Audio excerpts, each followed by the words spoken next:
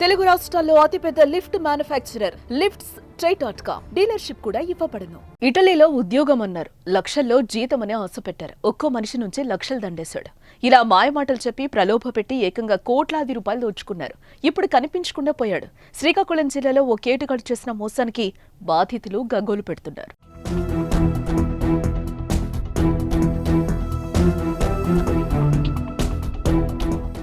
శ్రీకాకుళం జిల్లాలో నిరుద్యోగులు ఇద్దరు వ్యక్తులను నిన్న ముంచేశారు. విదేశాల ఉద్యోగాల పేరుతో వారి ఇంటిని గుల్ల చేశారు.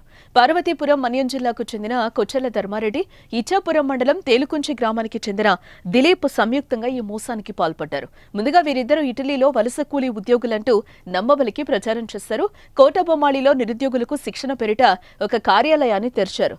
ఇంటర్వ్యూల పేరిట హడావిడి చేశారు. ఉద్యోగం కోసం ఒక్కొక్కరి నుంచి 1,20,000 వసూలు చేశారు. అలా కోటబొమ్మాళి, సంతబొమ్మాళి మండలాలకు చెందిన యువత నుంచి సుమారు 6 కోట్లను వసూలు చేశారు.